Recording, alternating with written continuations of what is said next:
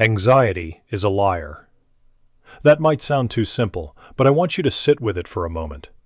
Because anxiety doesn't announce itself as a liar. It shows up dressed as wisdom. It says, I'm just preparing you. I'm just keeping you safe. I'm just making sure you think through every possible way this could go wrong. And before long, you're awake at 2 a.m., running scenarios for problems that haven't happened yet. You're carrying the weight of a future that isn't even here. Paul writes to the church at Philippi, and this is important. He writes from prison. He writes these words while chained to a Roman guard, not knowing if he would live or die. And he says, "Be anxious for nothing." Be anxious for nothing. If anyone had a right to anxiety, it was Paul in that moment. And yet, be anxious for nothing. I don't think Paul is telling us that anxiety is a moral failure. I don't think he's saying that if you struggle with worry, your faith is weak. What he's pointing to is a practice, a redirecting of the mind, a choice made over and over again to bring your fear into the presence of God rather than letting it run loose in your head. In everything, by prayer and supplication, with thanksgiving, let your requests be made known to God. Prayer is not a vending machine. You don't put in a coin and get the outcome you ordered.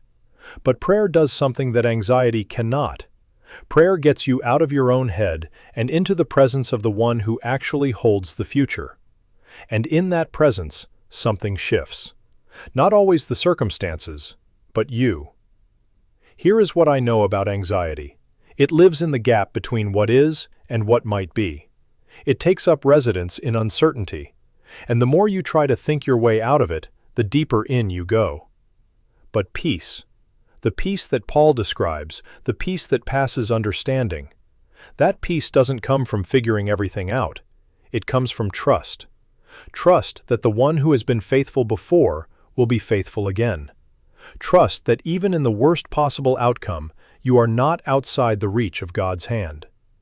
Jesus said it plainly. Can any of you by worrying add a single hour to your life? The answer is no. Worry has never once changed an outcome. It has only stolen the present moment, the only moment you actually have. So here's a practice I want to offer you. Not a cure, not a formula, just a practice.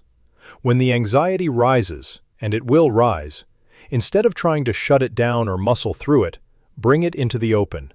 Say it out loud to God. Name the fear. Name the specific thing that's got a hold on you. Don't dress it up. Don't spiritualize it. Just be honest. God already knows what's in there. He's not waiting for a polished prayer. He's waiting for you. And then, this is the hard part, release it. Not because everything is going to work out exactly the way you want, but because you were never designed to carry it in the first place. You were made for relationship with God, not management of outcomes. You were made to walk with Him, not to sprint ahead of Him trying to control what comes next. The peace He promises is not the absence of hard things. It is a settled confidence in the middle of hard things. A knowing, deep in your bones, that you are held. You are held today. In the uncertainty, in the waiting, in the fear, you are held. And that is enough to take the next step.